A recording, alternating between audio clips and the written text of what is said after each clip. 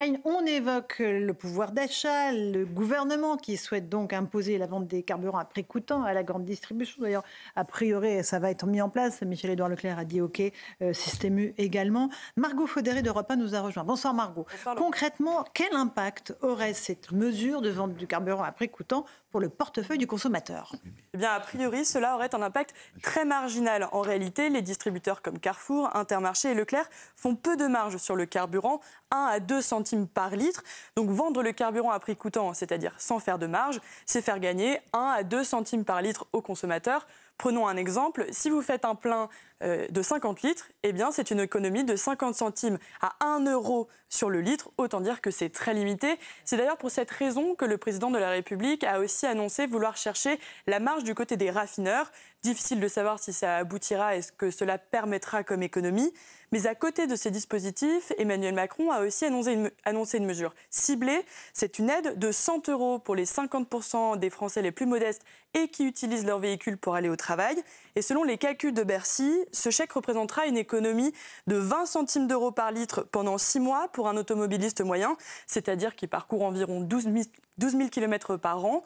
Et cette mesure a l'avantage de ne pas coûter très cher. Jusqu'à 5 millions de foyers pourront être concernés. Et donc la mesure coûtera plus de 400 millions d'euros. On est loin des 8 milliards d'euros qu'avait coûté la ristourne à la pompe l'année dernière. Merci beaucoup pour cette explication claire, Margot Faudéré. Nicolas Bouzou, est-ce que le gouvernement cherche toutes les diversions possibles pour surtout pas baisser les taxes? C'est ça la réalité? En fait, je pense que c'est terrible à dire, mais c'est très difficile d'agir sur l'inflation, en fait. Et les gouvernements sont très démunis par rapport à ça. Et à la limite, le pire en matière de lutte contre l'inflation, ce serait de faire de grosses bêtises, comme certains, par exemple, ce que demande la NUPES, c'est-à-dire un blocage des prix sur un certain nombre de choses. On va les écouter dans un instant. C'est l'idée à ne jamais faire, parce que là, en fait, vous créez des pénuries, et donc c'est une idée absolument inepte. Donc le gouvernement sait bien ça, il ne veut pas faire ce genre de choses. Alors la baisse des taxes, c'est sous-entendu dans votre question, la baisse des taxes sur le carburant. Enfin, on passe très vite le cap des 10 milliards d'euros. Alors, de recettes. Voilà, nous noyer sous les chiffres, mais c'est des montants qui sont absolument colossaux. Quant au fait de vendre l'essence à prix coûtant, voilà, ça vient d'être expliqué de façon limpide. En fait, les distributeurs gagnent pas un tout petit peu d'argent, mais c'est ce qu'on appelle un produit d'appel pour la grande distribution, l'essence. Pour aller dans les supermarchés. Quand dans un centre Leclerc, on vend de l'essence pas très chère, l'idée c'est que les gens s'arrêtent et ensuite ils vont remplir leur coffre des voitures. Ou l'inverse, ils font d'abord les courses et après ils repartent sur le plein. Exactement, voilà. Mais en tout cas ils font les deux. Donc, et l'idée du président, je ne suis pas sûr d'avoir bien compris, qui consiste à dire on va aller regarder les marges des raffineurs. Alors, je comprends intellectuellement, parce que dans le pétrole, les marges se font sur l'extraction et sur le raffinage, aussi sur l'extraction.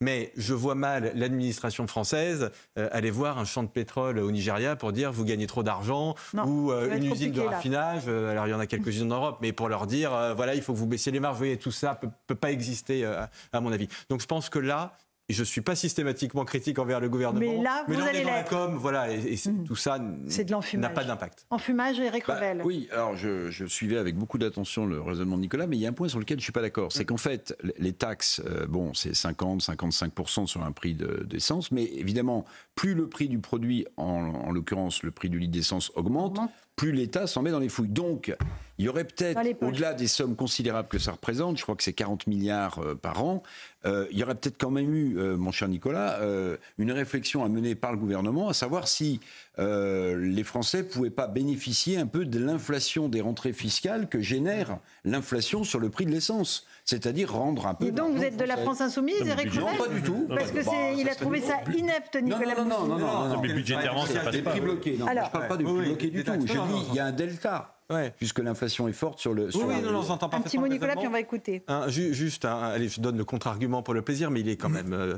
je le pense juste. Le président de la République a annoncé hier une feuille de route pour la transition écologique. Baisser les taxes sur les carburants, c'est absolument contradictoire avec ce qui est annoncé par ailleurs en matière de décarbonation aussi, parce que c'est une espèce de subvention à la consommation d'énergie fossile. Ce qu'on a fait pendant des années, François Pépponi. Ce qu'on a fait pendant des années, c'est justement d'augmenter les taxes, et en particulier d'aligner les taxes du gasoil sur celui de l'essence, pour justement, dans le cadre de la lutte contre les changements climatiques, en disant il faut sortir des énergies fossiles, et donc la seule manière de le faire, c'est taxer. Je suis d'accord.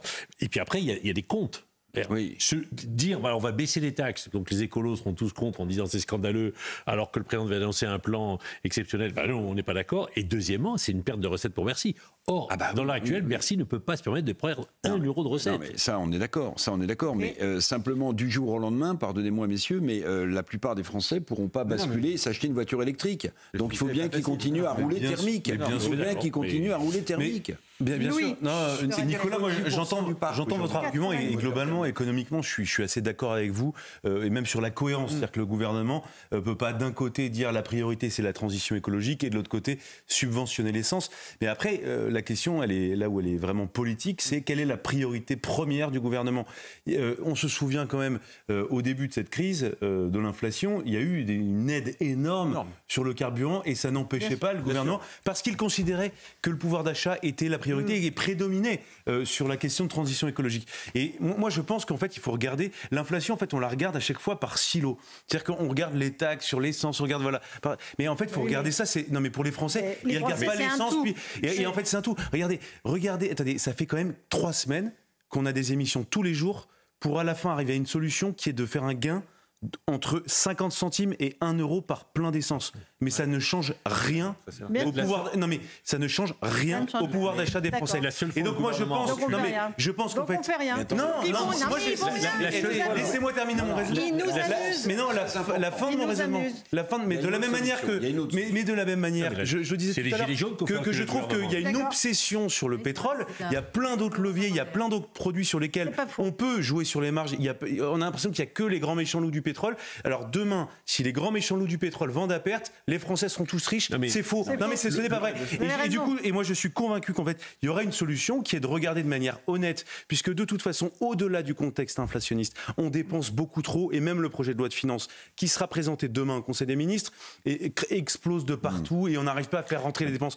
Et donc je pense qu'en fait, il y a quand vous regardez 1 000 euros de dépenses publiques, vous avez 570 euros qui partent dans les dépenses sociales et remboursement des retraites. Et je pense qu'il va falloir un jour, on n'aura pas le choix. La réalité, c'est baisser les dépenses sociales. Et ensuite, il y aura besoin peut-être de moins de taxes pour l'essence. Les gilets jaunes, c'est quand le gouvernement a voulu à l'époque taxer le gasoil en disant justement il faut y aller. Et là, le gouvernement a reculé avec des sommes phénoménales en disant, après les gilets jaunes, on peut pas le faire. Donc l'essence était moins cher qu'aujourd'hui. Le risque pour le gouvernement, c'est qu'il y ait de nouveau des mouvements sociaux, des gens dans la rue qui disent on ne peut plus. Il y a un risque. Ah bien sûr qu'il y a un risque. Mais d'explosion sociale. Mais les gens n'y arrivent plus, les gens ne peuvent plus. Les boulangers, ça recommence. Tous ceux qui payent des électricités. Voilà, le prix de l'électricité augmente, le gaz, Et on arrive dans l'hiver, donc il va falloir chauffer. Et en plus, les gens ont réussi avec les gilets jaunes à faire reculer le gouvernement. Donc le risque qu'un nouveau mouvement arrive, oui, il est réel. Eric, un mot quand même. J'insiste, on pourrait rendre un peu d'argent aux Français sur la surfiscalité grâce à l'inflation du prix de l'essence, j'en démords pas. Louis a raison. Je veux dire, il y a quelques temps, quand on mettait un bouclier tarifaire pour subventionner l'essence, là, il n'y avait pas de transition écologique à la française. On disait pas, il faut arrêter avec les énergies fossiles. Non, là, on subventionnait. Et là, on ne le veut pas. Bon, il y a le budget. Mais il y a une autre solution. Le mécanisme va être éteint à la fin de l'année 2023. C'est la prime carburant des entreprises qui est défiscalisée pour l'entreprise. Jusqu'à 400 euros. Alors, toutes les TPE... Ce que vous donnez à vos salariés pour... Alors, toutes les TPE, les PME ne peuvent pas le faire, pris dans les maillages du PGE, etc. Mais ça, c'est un sujet sur lequel aurait peut-être pu insister le gouvernement. Pourquoi pas de prolonger cette fiscalité? C'est pas une niche fiscale. On a assisté aujourd'hui au retour des questions d'actualité au gouvernement à l'Assemblée nationale. Ça nous avait manqué de retrouver les députés ou en couleur. C'est bien, on est très contents que la session parlementaire reprenne. Là, on va écouter un échange musclé à l'Assemblée entre le ministre de l'économie Bruno Le Maire et la députée de la France Insoumise Aurélie Trouvé. Écoutez. Vous êtes enfermés dans votre extrême libéralisme et vous voulez au fond rien faire. Mais comme il faut tout de même occuper l'espace, eh bien vous faites n'importe quoi. Vous sortez donc de ces eaux la revente à perte, une ineptie totale qui a coalisé tous les acteurs économiques contre vous. À chapeau. Depuis, le président a reculé et annoncé d'autres gadgets tout à fait inutiles, le chèque carburant, la vente à prix coûtant, qui au mieux feront gagner quelques euros par mois aux Français et encore à une partie seulement. Vous refusez tout ce qui peut aider le pouvoir d'achat des ménages en France par opposition idéologique à cette majorité et par indifférence totale aux souffrances et aux malheurs de nos compatriotes. Voilà la réalité politique, Madame la députée. Alors, il est toujours temps pour vous convertir. Voilà pour Bruno Le Maire qui répond à Aurélie Trouvé de la France Insoumise. C'est un peu à front renversé, là, Nicolas Bouzou. On a le ministre de l'économie qui dit à la France Insoumise, vous ne vous occupez pas du peuple. Bah, il n'a pas tort, là, pour le coup. D'après ce que j'ai entendu d'Aurélie Trouvé, déjà, elle parle de l'hyperlibéralisme du gouvernement. Alors que tout l'extrême, je sais plus quoi. Le mot extrême, maintenant, c'est le mot à la mode dans cette rentrée. Tout le monde est d'extrême. Lequel gouvernement lâche tous les jours entre 100 et 500 millions d'euros, donc en matière de libéralisme. Je veux dire, il annonçait hier la planification écologique, donc en matière de libéralisme, on reviendra. Ensuite, elle explique assez curieusement que c'est pas bien de donner un chèque à ceux de nos concitoyens qui ont des problèmes pour boucler leur fin de mois. Moi, je trouve au contraire que c'est la meilleure ou la moins mauvaise solution et qu'on a raison de faire ça. Et puis, ce qui n'était pas dans l'extrême, et je l'évoquais un peu tout à l'heure, ce que demande la France Insoumise, c'est le blocage des prix, en fait. Et il faut bien comprendre ce que ça veut dire, le blocage des prix. Ça a été essayé, la Hongrie l'a fait sur les carburants, ils l'ont abandonné. Quand vous faites un blocage des prix, tout simplement, vous créez des pénuries. Et du coup, vous avez des files qui se forment devant les stations-service. Il se trouve que je rentre tout juste d'un pays qui vient de le faire sur le riz, la Côte d'Ivoire. J'y étais il y a 2 jours. Ce qui devait se produire, c'est produit. Il n'y a plus de riz en Côte d'Ivoire. Du coup, ils sont obligés d'interdire les exportations de riz. Donc, j'entends bien que la France Insoumise veut rentrer là-dedans. Enfin, voilà, le ministre de l'économie a évidemment parfaitement raison, parce qu'on peut se disputer avec Éric Revel sur la meilleure ou la moins mauvaise mesure. Non, mais je veux dire, mais on reste dans des mesures qui sont applicables, etc. On peut en discuter, etc. Mais le contrôle des prix, c'est absurde. Faut pas rentrer là-dedans. Non, mais ça veut dire qu'on va aller au-delà de 2 euros. C'est-à-dire que là, on nous dit prix coûtant, mais si le baril monte, prix coûtant, ça va être 2, 2, mon idée, 20, je ne sais pas ce que vous en pensez. Moi, mon idée, c'est que la moins mauvaise des solutions, c'est en fait ce que fait le gouvernement, c'est-à-dire donner de l'argent, c'est le chèque de 100 euros. C'est-à-dire donner de l'argent à ceux de nos concitoyens qui sont le plus en difficulté. Alors, après, on peut discuter, est-ce qu'il faut faire plus, etc. Mais voilà, il me semble que c'est ce qu'il y a de mieux dans les circonstances actuelles. Mais ça va pas bien loin. 100 euros, non, j'entends bien. Je vois bien la limite. Mais l'idée, c'est le ciblage. Oui. Par opposition à ce qui a été fait par le passé. Là, c'est pas très ciblé. Comment ? Là, c'est pas très ciblé. C'est déjà plus ciblé que... Ça l'est plus, mais... Il y a un an et si on baisse les taxes sur les prix, ça profite à tout le monde. Oui. Ah ça profite même aux touristes allemands, ce qui est absolument formidable.